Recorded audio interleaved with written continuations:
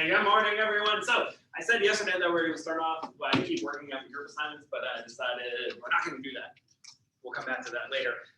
Basically, I just want to finish off this chapter until the exam is tomorrow. So let's finish off the chapter first, do a couple of example problems, and then we'll talk about the review. So we'll talk about what we should pay attention to for tomorrow's exam. And then whatever time we got left, I'll let you guys work on the group assignments. I'll bring those back up and describe those a little bit more. So we should have a good amount of time. So the last topic to talk about in this chapter is what we call an RC circuit. So an RC circuit is simply a resistor and a capacitor in the same circuit. So basically, we're going to have two different types of RC circuits. The first type is what we call charging. So basically what I'm going to do is I'm going to charge the capacitor. So what's happening here is I'm going to put the capacitor in with zero amount of charge. And then the point of the resistor is basically just to make sure current flows through the system. Right? Because Ohm's law says that to have a current, we have to have a resistance based off of the battery, which in this case I'm simply calling the EMF. So what's going to happen? So initially what happens is at time is equal to 0, this capacitor has 0 charge on it. Okay? So we're going to assume that at equal to 0, the initial charge is simply equal to 0. This thing has no charge onto it. So what will happen? So as we know, what will happen then is the positive charge will then move from the positive plate, go through the resistor, and make sure that we just have current flowing, and then we'll end up depositing itself onto the positive plate here. Will be the positive plate. Meanwhile, that will then kick off a positive charge on this side, causing this positive charge to move back into the battery, leaving that this guy has an overall net negative charge on this side. So now I have one positive charge and one negative charge on this side.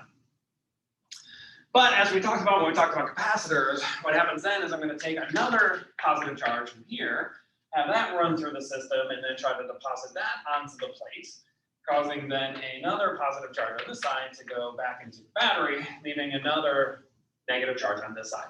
But as we talked about, I have to do work to do that because I have to overcome the Coulomb repulsion between these two positive charges to deposit this charge onto here.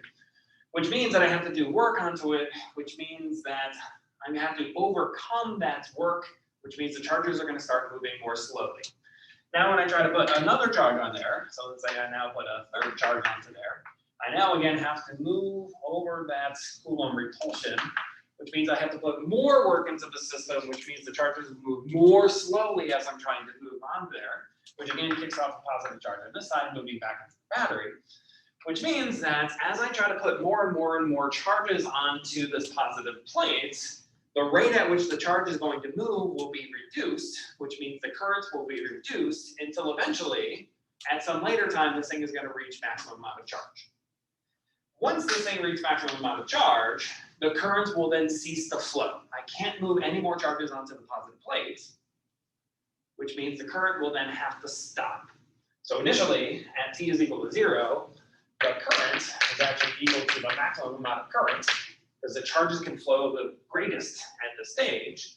But then as time goes off to some large number, so we're going to say as t goes off to infinity, talk more why this has to be infinity later, what will happen then is that the charge will become its maximum amount of charge, while the current will end up being 0. So the current has to go to 0 at this stage. So what does this mean? So what this means is if I plotted, say, the charge versus time, initially there is 0 charge on my capacitor. But at some later time, what will happen is this thing has to reach some maximum amount of charge. It's called this Qmax. So the charge has to increase, but then start slowing down and then eventually asymptote to that amount of maximum amount of charge.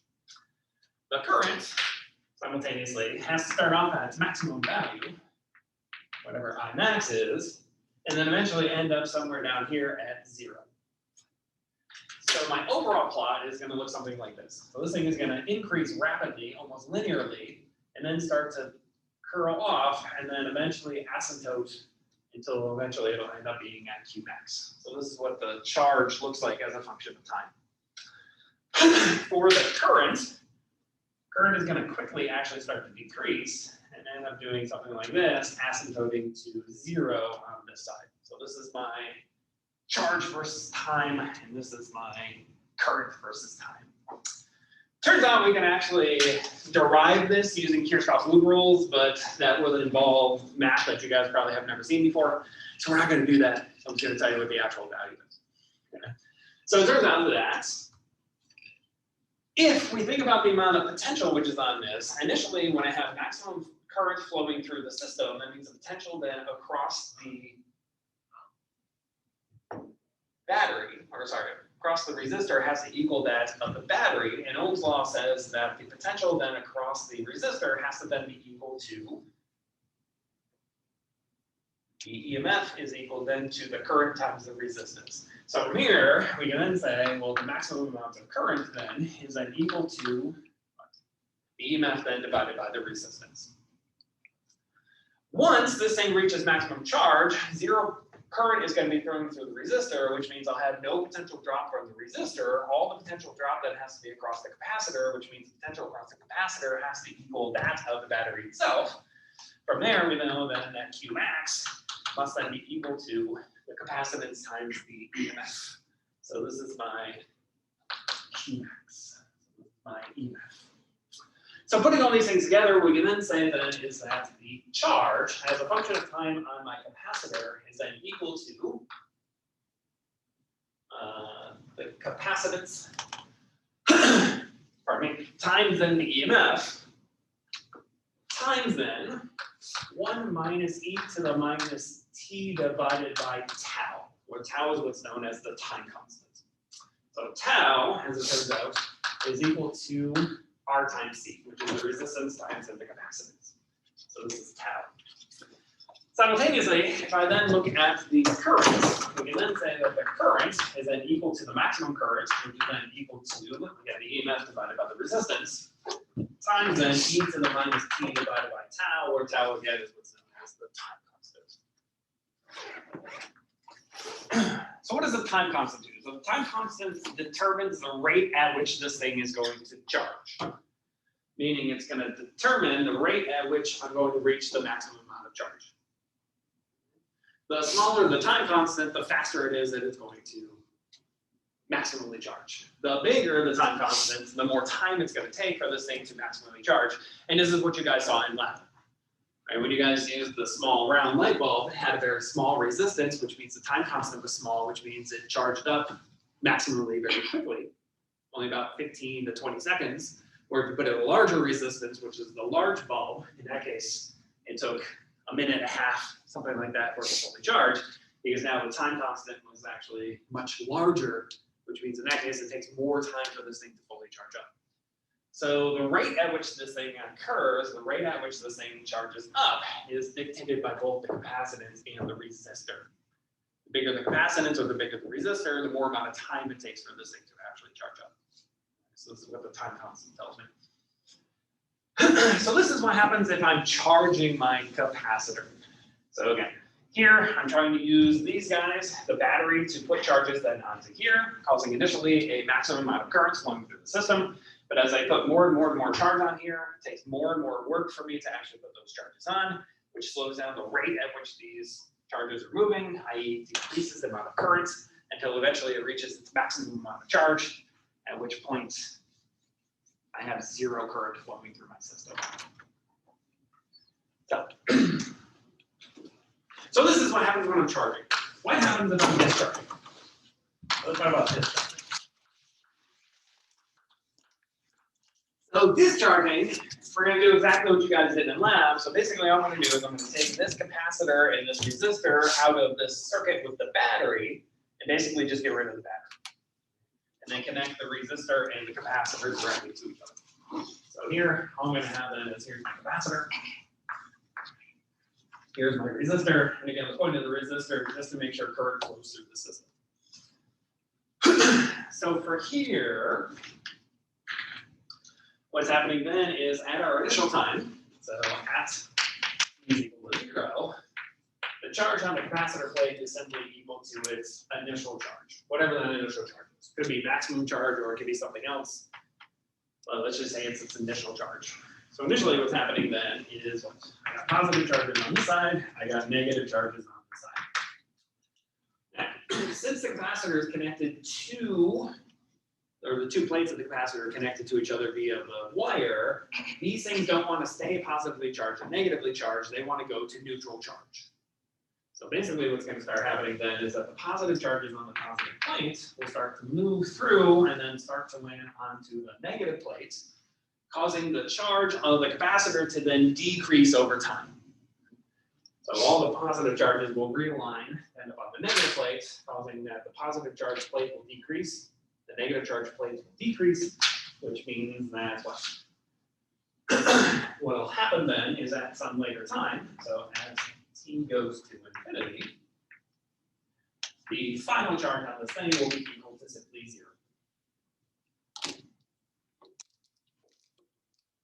Now, since this charge is going to move very, very easily because it has the Coulomb repulsion kicking this guy off, trying to move it back to the negative side, the rate at which this thing is going to move is very quick.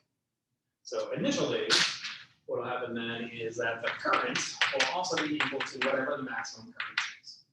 So it's going to equal to the maximum current, which is what we're just going to call the initial current in this case. But again, as the charges start to realign themselves, and this thing has, say, only one positive charge left, this thing has only one negative charge left, it's then going to take a long time for this one positive charge to move through, and it's not going to move very rapidly because there's nothing there really pushing it to make it move. It doesn't have that big Coulomb repulsion anymore, which means as time goes to infinity, what will happen then is that the current will also end up going to 0. So once I have no charges being able to move, I can't have any currents actually flowing through my system. So here, if I plotted then the charge as a function of time, again, here it's going to start off at its initial charge. It's going to asymptote to 0, so this thing is going to end up doing something like this. So this is going to be Q initial, and then it's going to asymptote to 0. For the current, I do the same thing. Current here again starts off whatever the initial current is, and it's also going to asymptote to 0. So this thing is going to end up doing something like this. So they're both going to exponentially decay.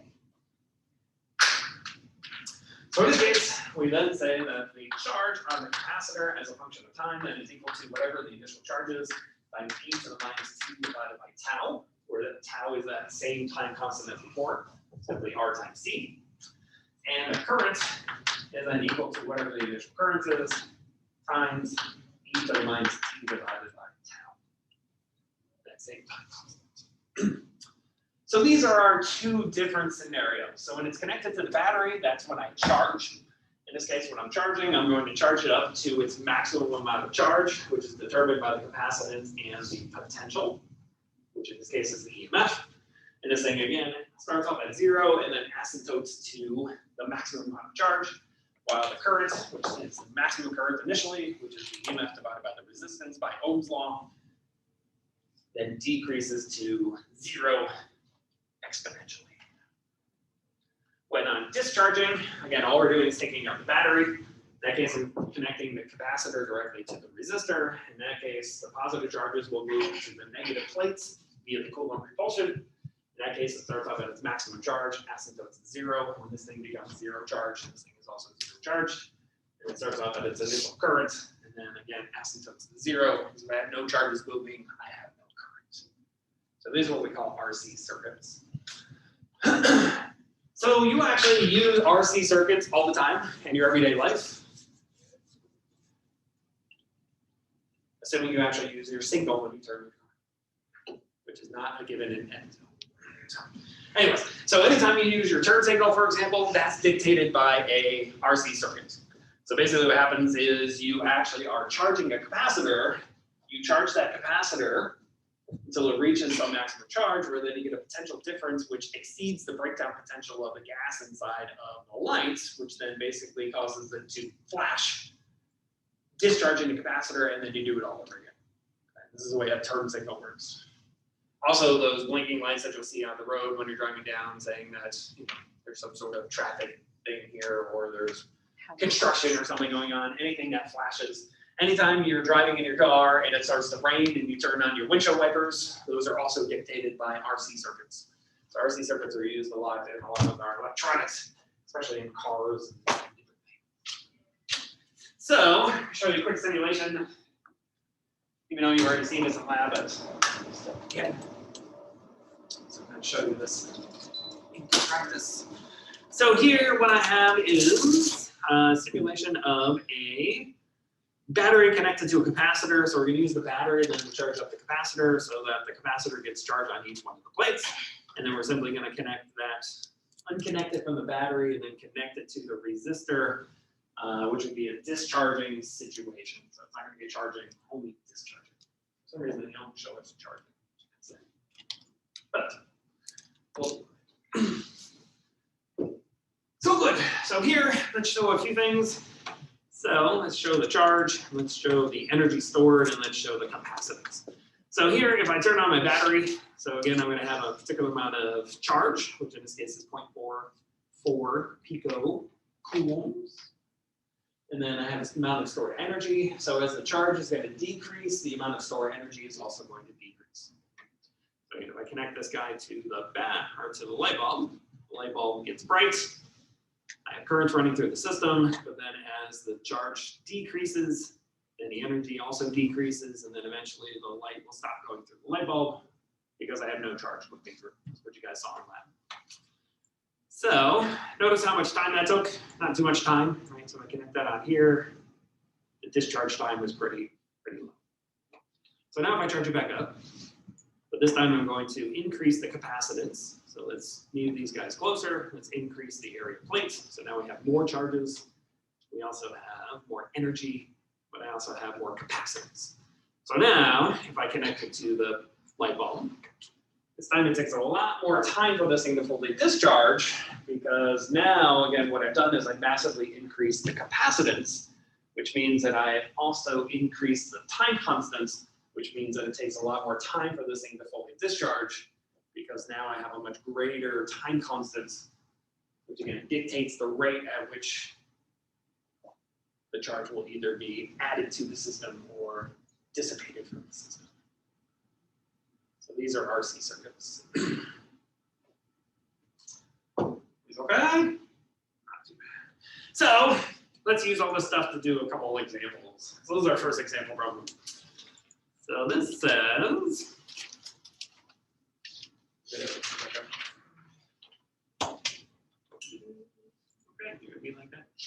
so this says take the capacitance in the circuit below. So this is the first one that we looked at, to be 0.3 microfarads, and the resistance to be 20 kiloohms, and the EMF here is equal to 20 volts. So once it's determine the time constant, the maximum charge which the capacitor can have, the time it takes for the charge to reach 99% of the maximum value, and then finally, what is the maximum current? So these are all the things that I want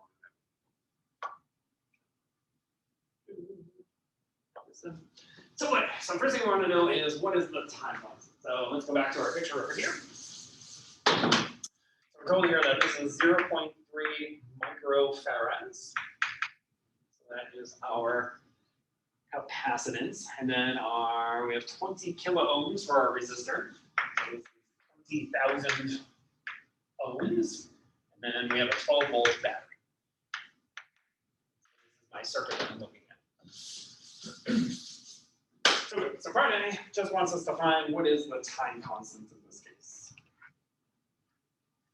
So we know from over here, the time constant for part A is tau is equal to R times C. So it's just the resistance times the capacitance.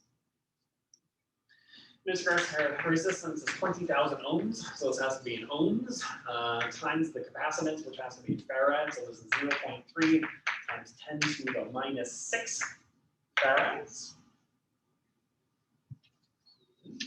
Plug in our numbers. That's going to be about what, 6 milliseconds.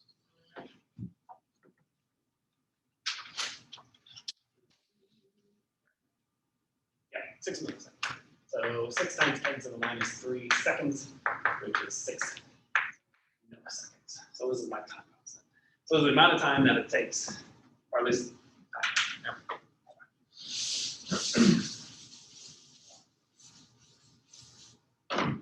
So part B then says, what is the maximum amount of charge? So the maximum amount of charge, again, is when this thing goes to time is equal to infinity. When time goes to infinity, this becomes 1 over infinity. 1 over infinity is 0, which means the maximum amount of charge is simply the prefactor. So here, for part B, Q max is simply equal to C times E. So my capacitance times my potential. So the capacitance again is 0.3 times 10 to the minus 6 times my battery, which is 12 volts. Multiply those together. In this case, my maximum amount of charge is 3.6 microcoulombs. This is my maximum amount of charge. Part C then says, how much time does it take for this thing to reach 99% of the maximum amount of charge? So in this case, we're using this expression here. So what we want is that this side is 99% of the maximum, and we want to solve simply for the time. This is what we want. So let's see. So part C, we want that our charge is simply equal to 0.99 times Q max.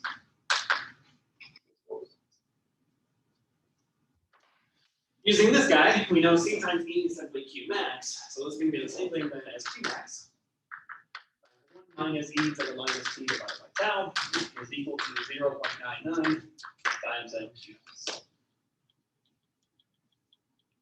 What happens to those two Q maxes?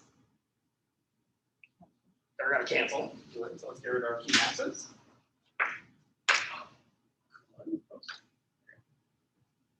So what I'm left with then is 1 minus E to the minus T divided by tau is equal to 0.99.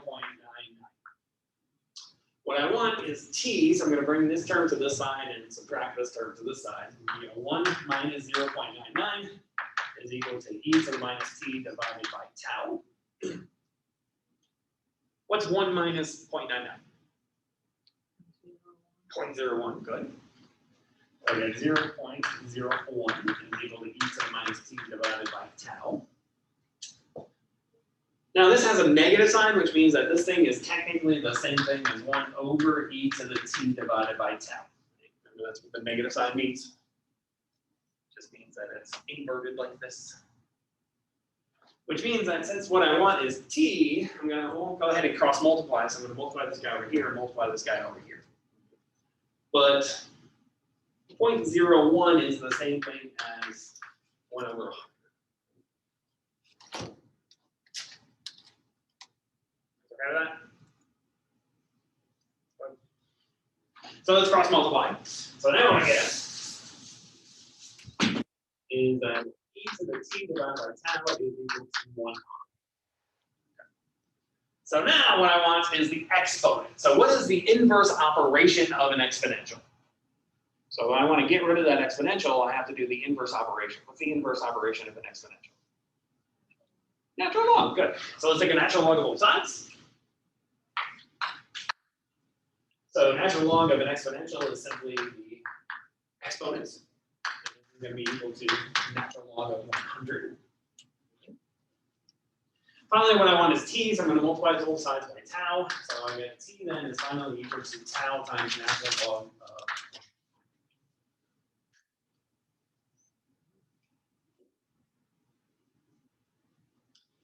All your numbers, we know tau is simply 6 milliseconds times a natural log of 100, which works out to be then about 28 milliseconds.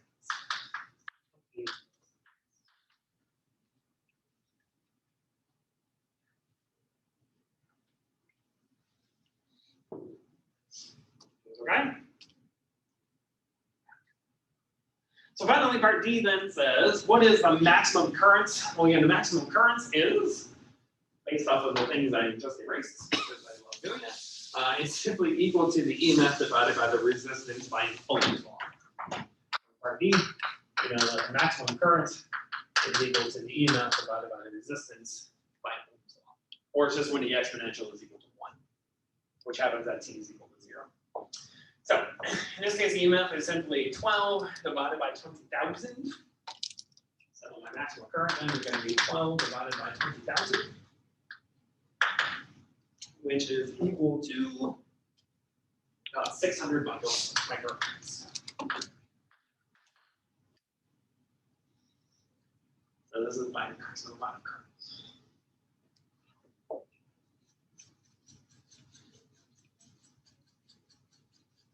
Okay. Not too bad. So let's do one more. One's a nice easy one.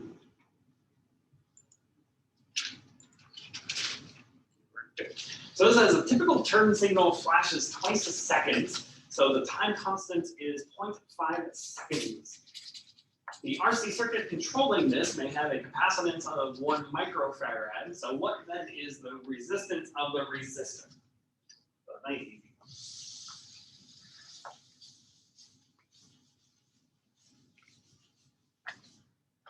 So here, we know the time constant is simply equal to 1/2 of a second. We also know that the time constant is simply equal to the resistance times capacitance, and then equal to 1/2 second. Here we're told that the capacitance is simply equal to 1 microfarad. So this means our resistance then is equal to 1/2 second divided by the capacitance. So it's going to be equal to 1/2 second divided by 1 times 10 to the -6 farads. Like my numbers, what I find in this case then is that this works out to be 500 kilo. So this is my resistance.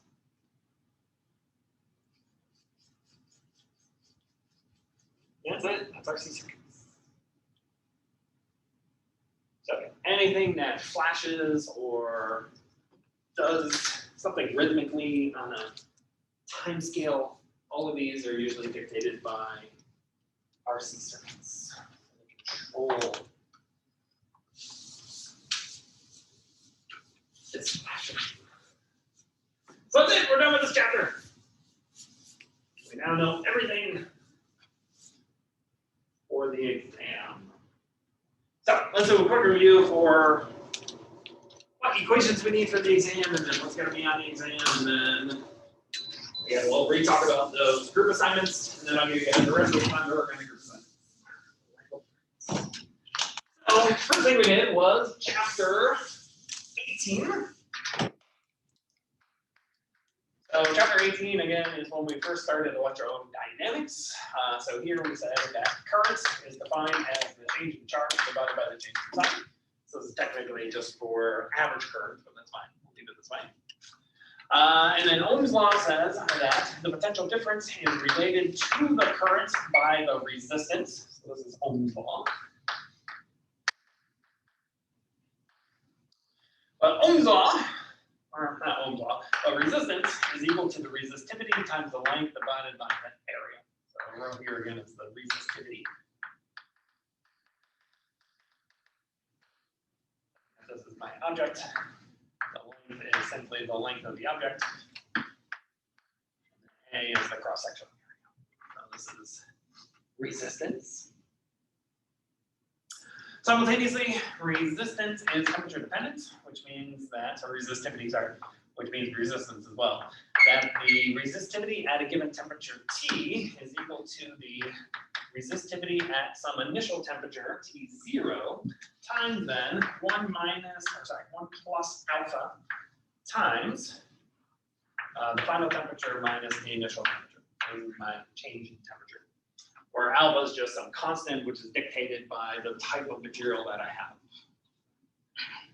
So this thing then has units of, so if this thing has units of Celsius, this has units of 1/Celsius to get rid of the Celsius. So this has units of 1/temperature. So alpha has units of 1/degree Celsius.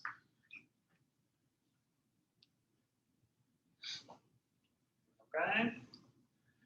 Then if you want to talk about the temperature dependence of the resistor, it looks pretty much exactly the same. So it's just the resistance at the initial temperature times 1 plus alpha times the change in temperature. So the final temperature minus the initial temperature. Those would be the temperature dependence of this guy.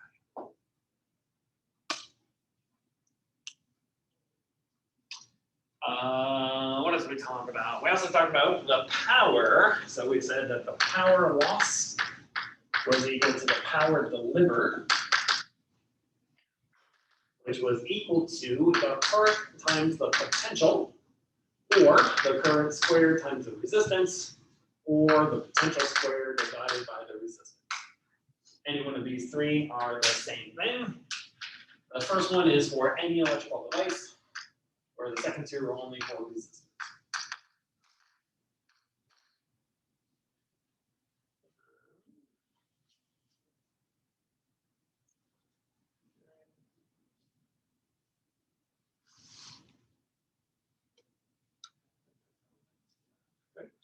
From there, we talked about AC. So for AC, we simply said that, so for AC circuits, all this stuff basically stays the same, except the only difference is we're dealing with RMS as opposed to actual. So now, again, the power loss again, is equal to the power delivered is equal to the RMS current times the RMS potential is equal to the RMS current squared times the resistance, which is equal to the RMS potential squared divided by the resistance, where RMS values are, so the RMS current is equal to the peak current divided by the square root of 2, and the RMS potential is equal to the peak potential divided by the square root of 2. Basically all we need to know from that section. Finally, we have the microscopic viewpoints. So we have the current density. So we said the current density is equal to the current divided by the cross-sectional area. So this is the current density.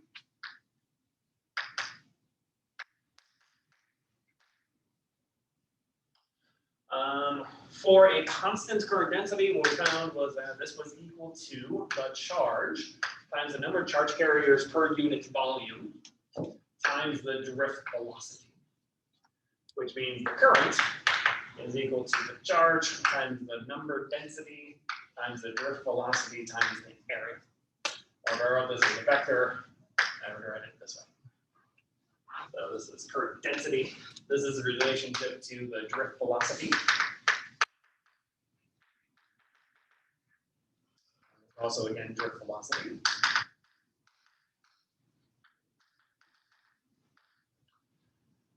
And again, n here is equal to capital N divided by the volume. So this is the number of molecules per volume.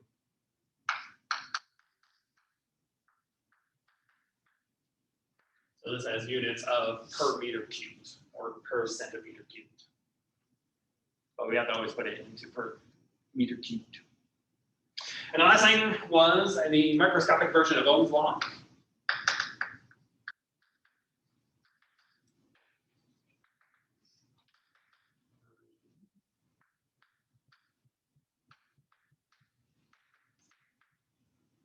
Which says that the current density is equal to the conductivity times the electric field.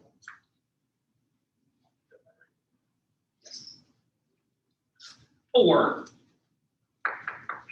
the electric field is equal to the resistivity times the current density, because the conductivity is equal to 1 over the resistivity.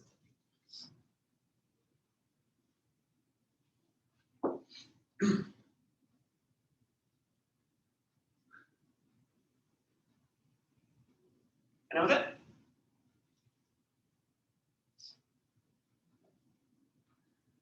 All of chapter 18. So let's talk about chapter 19.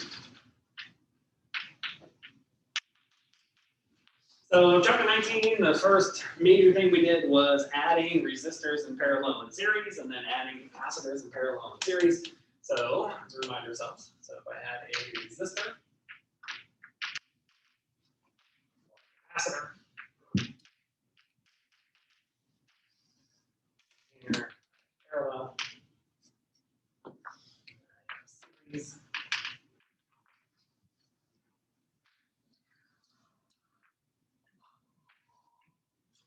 So for resistors in parallel, we have to inversely add them together. So in this case, 1 over R to the cube. is equal to the sum over 1 over I, Ri. For capacitors, we simply add them together. So CEQ is equal to the sum over all capacitances. For resistors in series, again, we simply add them together. So this is going to be the sum over the resistors. But for capacitors, we have to inversely add them together. So 1 over CEQ is equal to the inverse sum over all the capacitances. In parallel, remember what is the same is the voltage. So the potential difference. And in series, what's the same is the current or the charge.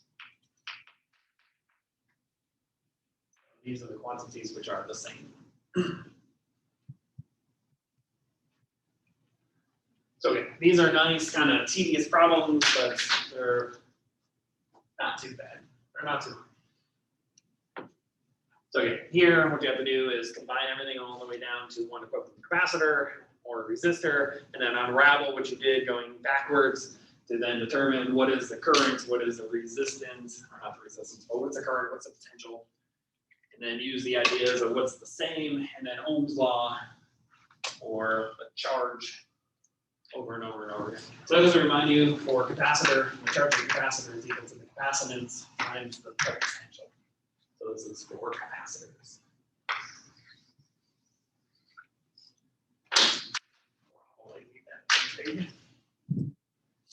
But again, all of this is only true if I have one battery. If I have more than one battery, then I have to use Kirchhoff's loop rules. So let's remember yourself Kirchhoff's loop rules. Kirchhoff's.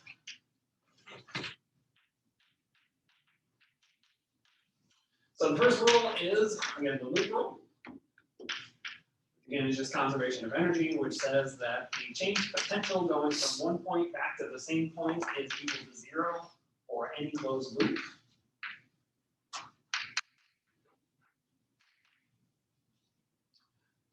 And then rule number 2 is what we call the junction rule, which simply says that at any junction, the sum of the currents going into the junction must be equal to the sum of the currents going out of the junction. Okay, this is just conservation of charge. So meaning I can't have any currents all going in with nothing coming out, or nothing just going out with nothing coming in. Those are faulty circuits, and they're gonna burn. Gotta melt your stuff. Okay. With these come a handful of sign conventions, so let's talk about those. So if this is junction point A, this is my battery, and it's that plus sign. This is point B, so if I'm going in this direction across the battery, then my change in potential going from A to B, that is equal to plus EMF. If I go in the opposite direction, it's purple, so I'm going in this direction, and my change in potential going from A to B, or sorry, from B to A, is then equal to negative B. Technically, we have 2 more, and I'm going to write down 1 more. So for a resistor, again, this is A and B. Let's say my current is going in the direction from A to B. So this is the direction of my current. So again, if I go in the same direction as the current, my change of potential then going from A to B is then equal to negative of the current times the resistance. So I have a potential drop.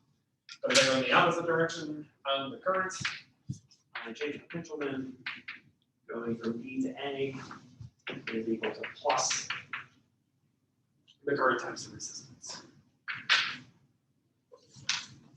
There's also the one for the capacitor, but we're not going to write that one down because that was only good for the RC circuits, and we already wrote down the answer for the RC circuits. And I'm not going to have you do highly complicated math. So those are the only 2 that we need to know. Finally, we have our RC circuit stuff.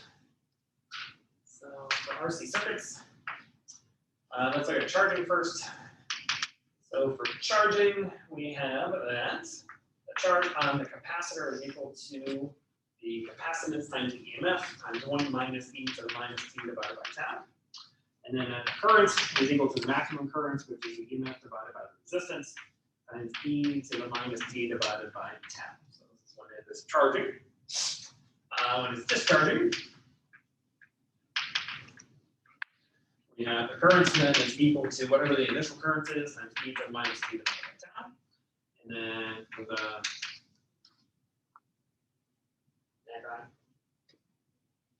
currents, there we go.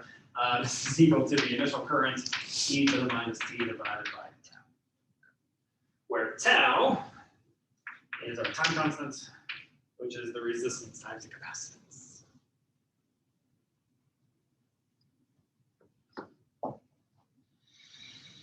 Good, that's it. That's everything.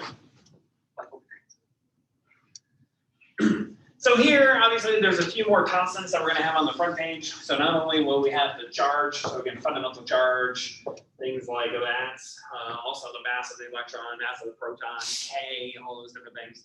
All those will still be there, but now we have more constants we have to put in, like alpha. So alpha, again, will be dependent on the type of material. So I'll have to tell you the type of material, and then you'll just find whatever the corresponding alpha is. Resistivity also corresponds to the type of material. So that will also be a constant. The number density, so the number density again will depend on the type of material. So different materials will have different number densities.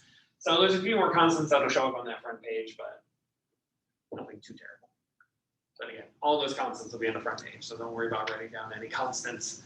All those things will be there, epsilon naughts, your K's, all that good stuff. Okay. So let's talk about what to expect. So RC circuit stuff will pretty much just be a short answer question. So all of the stuff here, this will be a short answer for calculation question, which you can skip if you don't like RC circuits or RC circuits. I forgot to mention, RC circuits are also used in pacemakers. This is what causes the pacemaker to pump the hearts, is actually an RC circuit. What else? I already told you guys, I think it was yesterday, that all of this stuff here, sorry, not that one, this one, Kirchhoff's rule stuff, all of this stuff here would be a long problem. So this is going to be your long problem number 1. So Kirchhoff rules, using those diagrams, setting off those, that'll be your long problem number 1. Long problem number 2 is basically going to deal with almost everything over here, except the AC stuff. So basically it'll have Ohm's law in there, currents, current densities, resistivities, temperature dependence of resistivities, power loss, pretty much everything except for AC. Will be the other long problem.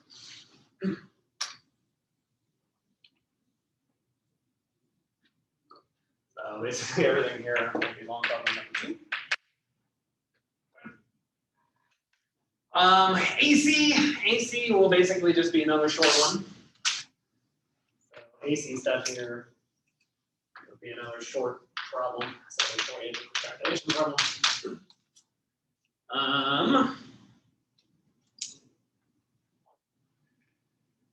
That leaves this stuff here. So parallel series, all this combining stuff. This will have a twofold. So this would also show up as a short answer calculation problem. And what else would it show up as? The only other thing we haven't talked about. Extra credits. Good. So this would also be in extra credits.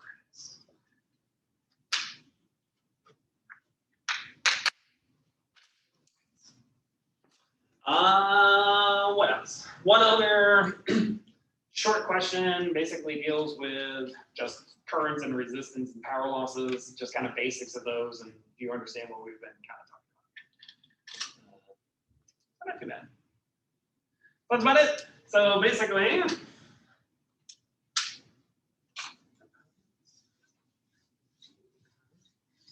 so any questions? Any of the exam stuff? So typically, like I said before, I think I mentioned this, the third exam, the average usually goes up because this material is pretty much, it's a lot easier. It's a lot less conceptually wise, especially with electric fields and all that stuff. We've kind of gotten away from the fields. So this is more conceptually straightforward and a lot more computational. So it's more kind of plug and chug type stuff. So not as demanding as the previous stuff. But starting on Thursday, we'll start talking about magnetic fields, so we're going to go back to all the field stuff. So, which means the fourth exam is usually a little bit harder again. So typically in this class, the hardest exams are 2 and 4. Those are the hard ones. Everything else is not too bad. Easiest ones are kind of 3 and 5. 1 is somewhere in the middle. So, any questions on exam stuff? So since you didn't put the rest of the Kirchhoff's stuff, should we still do you mean like for the practice the matrix and stuff in the Oh calculator? yes, yeah. Definitely practice the matrix stuff because that will be inside of this question. So bring us to the group assignments for today, the ones that we've been working on. So basically, that question would be very similar to what we saw yesterday. So basically, all I'm going to do is I'm going to give you some monstrosity that is not this question. Sorry. That's something we'll get to later. So it looks something like this, and then I would ask you similar questions that are on here. So again, like what's the currents? Is the battery being charged or not? What's the potential difference? Things like that. So you would still have to, again, assign your loops. You'd have to assign the directions of the currents. And then you would have to solve a system of equations where the easiest, fastest way to do that would be the matrix study. Or you can do it by hand. That's great. So you go. So, but no. So all of that, yes, will be inside of that. So all of that is basically embedded inside of here. So it's this one or the other one, which we haven't talked about yet. This one.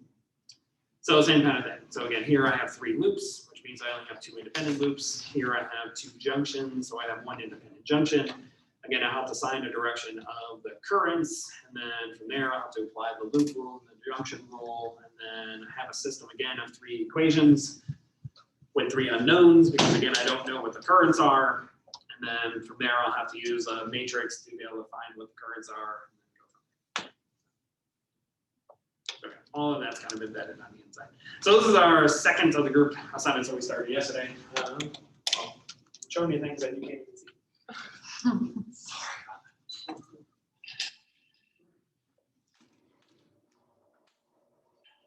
What did you tell me about showing you that? Just taking my word for it.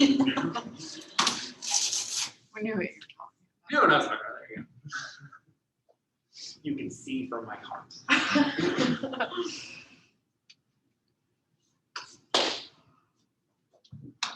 Like when we yell at our son for doing something. How did you see I was doing it? You see with our hearts.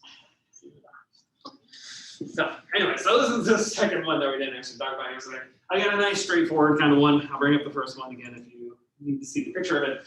But here I have 5 resistors, but 4 of them have the same resistances. So I have R1, R1, R1, and R1, which means they all have 1 ohm worth of resistance. And then the 5th resistor is R2 here in the center, which has 2 ohms worth of resistance. And then I have the 3 batteries here. So this one has 2 volts, this one is 4 volts, and this one is also 4 volts, which means E1 is 2 volts, and then E2 and E3 are the same, which are both 4 volts. So this question is asking, what are the currents, both the magnitude and direction? I didn't write the direction on there, I only wrote the magnitudes on there. And then what is the potential difference from A to B? So this is one thing we didn't really talk about yesterday. But when it comes to the potential difference between A to B, because these guys are junctions, what that means is anywhere along here has the same potential difference than anywhere along here, which has the same potential difference than anywhere along here. Which means if I wanted to know the potential difference between these 2 points, it doesn't matter which leg I use. I can use any one of those legs because they all have exactly the same potential difference because it's in parallel, so they have to have the same potential difference. So typically, what I would do is if I'm trying to find the potential difference between the 2 junctions here, I would use the path which has the least amount of stuff. So I just have less things to calculate. Which means that would be the center leg in this case. Because in the center leg, I only have the battery and I have the resistance, or the resistor, Or in this one, I have 2 resistors and a battery. This one, I have 2 resistors and a battery. So I have the least amount of stuff. Now, this is also where the direction of the current now becomes, because in this case, if E2 here was being charged, i.e. the current was moving down in this direction, if I move across here, this would be a potential increase. This would also be a potential increase, which means I have to add these 2 guys together. But if this battery is being discharged, in this case, this is a potential increase, this is a potential decrease. So now I have a potential increase and decrease. So I'd have to subtract the 2 going from the one junction to the other junction. So I have to pay attention to the directions of the currents. Now, the other one we talked about yesterday, this one has the same question. What is the potential difference between the 2 junctions? Again, since one junction is here, one junction is here, I can either use this leg across here, this leg across here, or simply this leg here. They all have exactly the same potential, again, because they're all in parallel. Which means, again, I would just use the one which had the least number of stuff, which would be this one. I have 1 object, which means the potential difference here is simply the potential drop across this resistor. That's it. As opposed to this side, it'd be potential drop, potential increase. For this one, it'd be potential increase and potential drop. So just more stuff to calculate. So typically, when you're looking at the potential difference, you don't have to, but usually just go with the path which has the least amount of stuff. It makes it easier just to calculate. So let's do that. So you got about almost 20 minutes. Keep working on these guys, if you choose. Otherwise, if you want to call it a day and get ready for tomorrow, that's fine as well. Hold you accountable.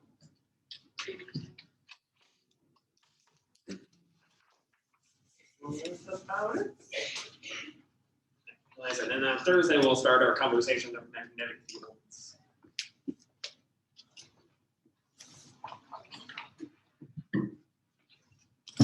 Today's lab is the last magnetic field lab ever. We only got 3 labs left.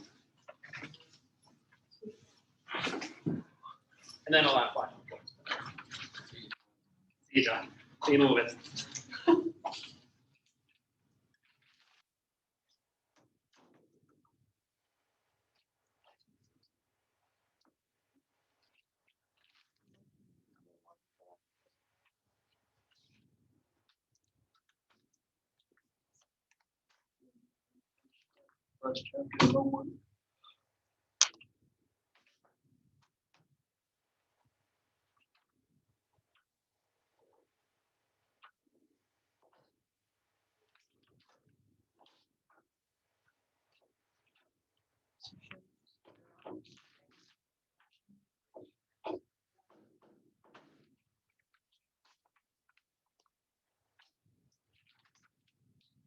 I plan on leaving it as that's here.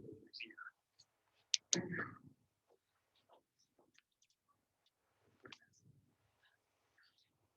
have a question. Sure. It's actually on the lab that we're supposed to turn in. Sure. For the distance dependence. Yep. For finding, calculating the magnetic field, how do we do that? You just need the angle of deflection. So the magnetic field is always just magnetic field of the Earth times tangent of the angle that it's being deflected. So as long as you have that deflection involved in, you know the magnetic field. Okay, is that the same with 5, 2? Well, it's the same with 2 and 4. Okay. And then to find the distance dependence, finding n. It's not Oh, there we go. Okay, go up for me. Keep going. Up, down a little bit. You're just going to use this. Okay. So the natural log of the magnetic field at twice the distance divided by the natural log, or divided by the magnetic field at the distance, is then equal to n times the natural log of 2. So just divide that by the natural log of 2. And that'll give you n. Okay. Okay. Thanks. You're welcome.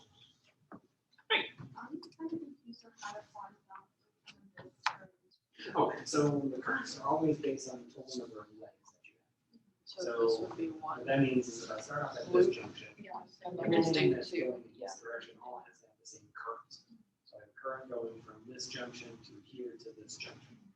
Same thing here. So if I go in this direction, all of this has to have the same currents. Because I have no places that separate the currents. And I also have to have current going through this Go alongside. So basically, anytime we go from a junction to a junction, all of that has to have its own different currents. That way. Right hand side.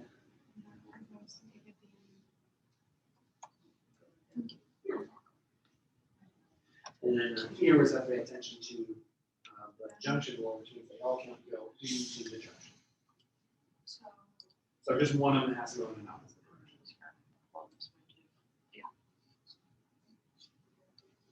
So you can have that one going in that direction. So remember, just a junction, I have to have a current going in and current coming out. Just the way you had to draw on all the current coming in, which was such a challenge. So yeah, so you can arbitrarily choose, and then just at least one has to be.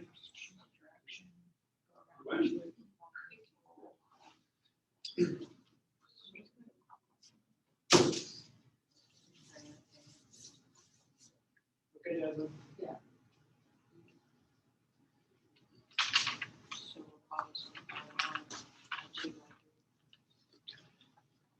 Okay, goodbye.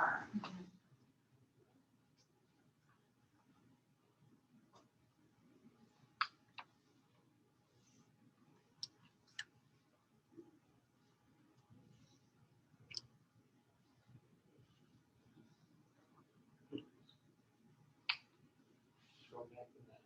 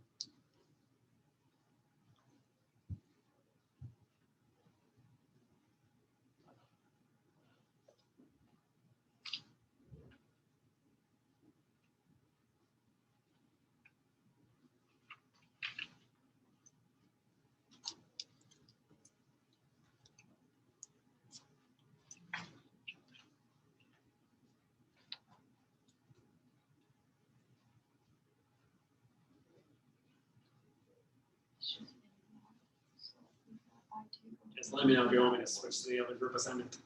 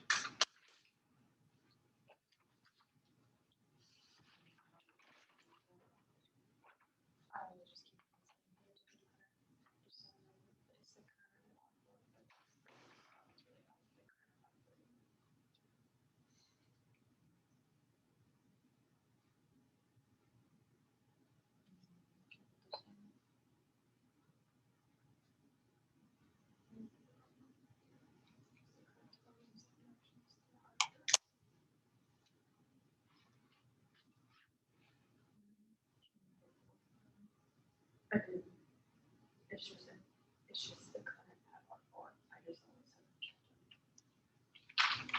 I should have always kept it the same.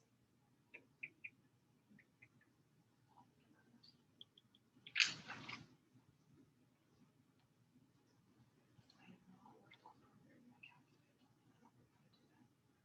how to do that.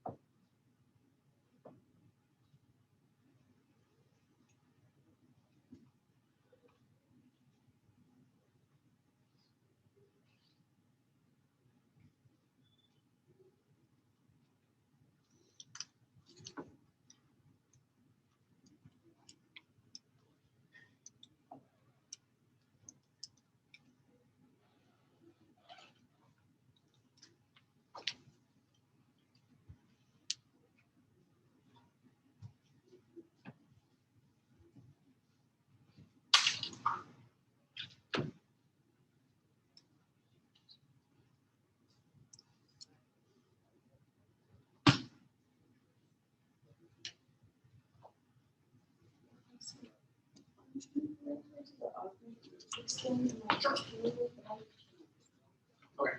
Did you watch that? Okay. Did you watch the video? Yeah, I was just not sure.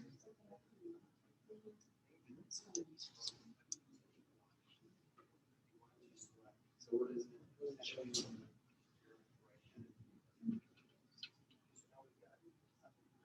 I've never owned one.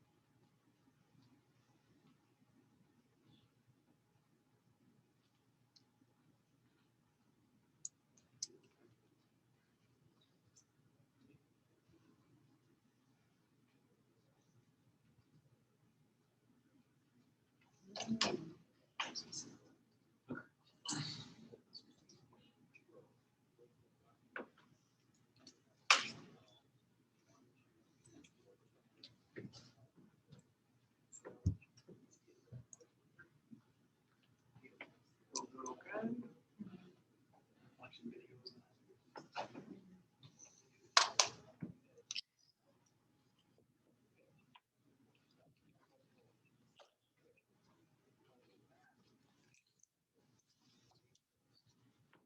All right.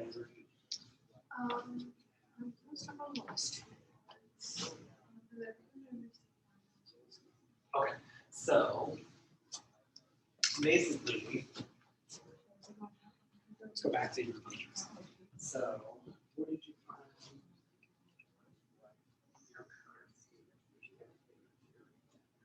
with the sign through. So, okay, so you have that second and third current. Okay, so let's go back to the picture. So negative down. Third current being negative actually. It just means they're on opposite. Okay. So the fact that the current is going from the negative should be positive. Force out of the positive. This way means that it's being discharged, not charged. So the only way to get it to be charged is that the current is actually in the opposite direction. So the way you had I3 drawn would be that you would charge it on the T. But since the current is actually going in the opposite direction, you should be going. That means it's actually discharged. So you got to do something else. So the only way you can get charged is that the current is going in the direction it is. But since your math says no, that's not right. What's really happening is that these two are pushing current this way, and the current is flowing in this direction. That means they have to be both being discharged.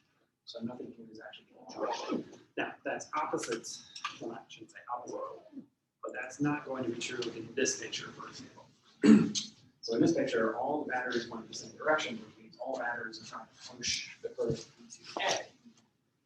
But since one current has to be leaving, I can't have all of them push it into A, one has to go in the opposite direction.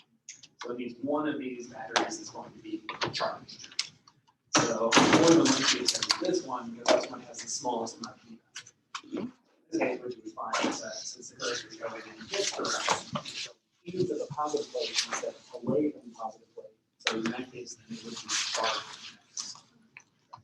So in that case, if it asks the question, you know, are any of the batteries being charged? Then in that case, you say yes.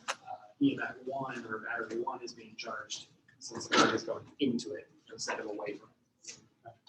And then the last part I'm asking, okay, so what's the potential difference? The difference is, let's go back to the picture.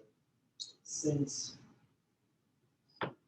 we have a parallel, because the nose force these things to be parallel. So that means the left leg here is parallel to the right leg, which is parallel to the center. So the parallel means that they have equal potential. So that means anywhere along the leg on the left hand side has the same potential that leg on the right hand side, which has the same potential as the leg through the center. So here, all I'm asking is what's the potential difference between A and B, or your top junction and your bottom junction? So since, again, these things are on parallel with each other, I can use any one of those legs and I can find the difference. So I could say, well, since the current's going in this direction, I have potential here, here, together. This one here plus that, minus that. Or I do in this direction, gain from, so just add or subtract this guy from this. In this case, I only have the one thing going through the center, so I might as well just use that. So it just means that as the current is flowing through here, I have a potential drop going from this point down to this point. So the potential difference between here and here is just equal to that potential drop. Wouldn't you just multiply? Correct. Yeah. So in your case, you're multiplying I2, so which is 1.322 times the resistance of R3. What's resistance of R3?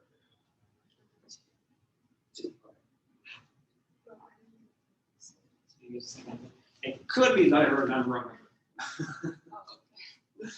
These things do happen. So I said it was 0.943. Was that 5? So it could be that I just wrote down the wrong number. It's possible. So yeah, so 2 times the R3. Yeah, so it should be 2.644. That's what it should be. Okay, sorry about that. That's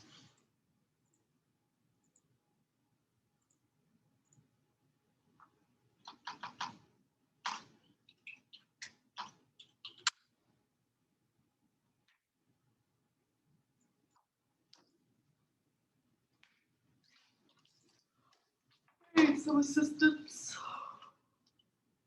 Systems.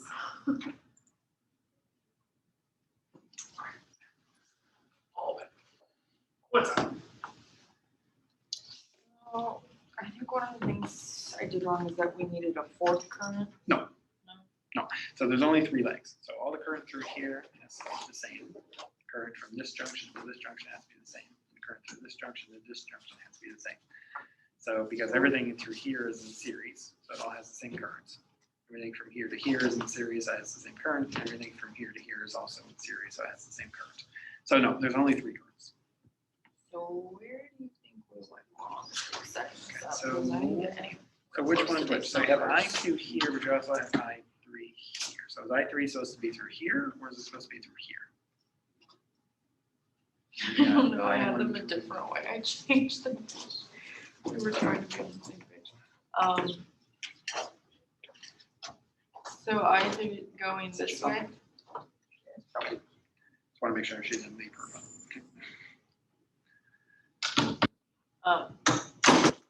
So it's like going around the circuit. Well, remember, it has to be the same from a junction to a junction. So if it's going in this direction through here, you've already called that I2. So I2 exists everywhere across from here to here. So that can't be I3, because now you're saying there are 2 currents which exist in the same spot. So I3. So I3 would have to go right through this portion of the leg. So it would kind of come down all the way here. Yeah, all the way back to that node there. Yeah. So basically we go from that junction to that junction. Correct. And then I1 would be from that junction to that junction through the center. So I would say try reworking it now. Make sure all your math and everything makes sense, that you're not flip-flopping currents and doing things like that. Well, since I don't see like the charge on these, how can I be sure about the signs, or should it not really What do you mean the charge? matter? Well, how we saw like a plus and a negative. Well, again, In my no. head, I kind of took it as if it's going from a positive to a negative side, then you're gonna have a negative So side. remember, the positive and negative comes from how you're going across the resistor based on the direction of the current. So for example, so let me see this But here. it just seemed, it just so like worked out that you're going in the opposite direction, so it's positive. For the battery or for the resistor? So which one are we talking? Well, all of them seemed that way when we were setting it up. This one, you're going the direction of the current, it was positive, because it's negative to positive. Well, it depends on what we're talking about. So if you're talking about the battery, so So the battery, if you go across the battery from the negative terminal to the positive terminal, which is, if I go in this direction, then it would be positive. But if I go from the positive terminal to the negative terminal, then it would be negative. For the resistor, it depends on how I go across the resistor versus how the current goes across the resistor. So for example, if I was moving across resistor R1 to the right, since the current's going in the right, I have to have a potential drop across this guy. So that's minus. Correct. So minus I1 or minus I2 R1 in this case. But if I was going in the opposite direction, if I go opposite the direction of the current, then I have to have a potential increase, which means it would be plus I2 R1. So don't think about it as positives and negatives, think about it as how you go across the object. So because here I have to have a lower potential than when I get to the other side of the battery, because the point of the battery is the supply potential. So if I go from the negative side to the positive side, I have increased potential. The point of a resistor is the drop potential. So if I go from this side to this side in the direction of the currents, then this side has to have a higher potential than this side does. So here, so one thing you always want to do is be consistent and draw the direction at which you want to go through your circuits. So in this case, since all your currents on this side are going in this direction, easiest thing then to do would be go through this loop in this direction.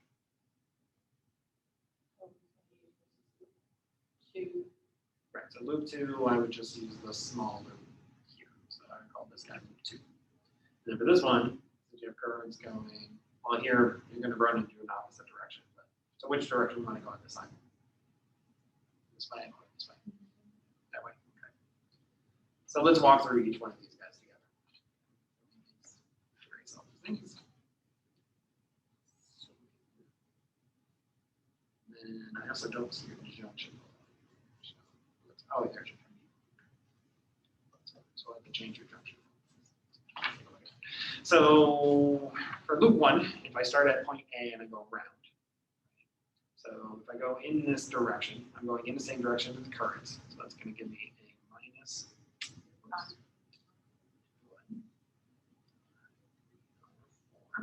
Now I'm going across the battery from the positive to the negative. Good. Now I'm going through here, through the center portion. So I'm going in the opposite direction of the currents. So is that a positive or negative?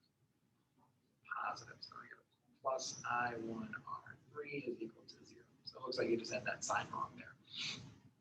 For this one, I'm going to start, where do you want to start? Start at B or start at A? B. So we go B, I'm going in the same direction as the current. I go from the negative to the positive. Going in the same direction as the currents. And now through the center, I'm going in the same direction as the currents.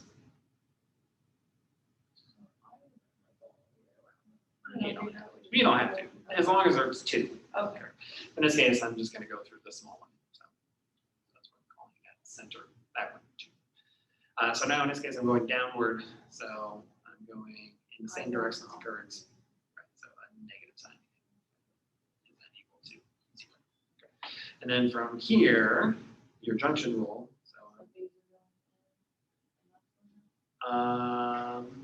actually, What you said about the one at the junction, is the one going.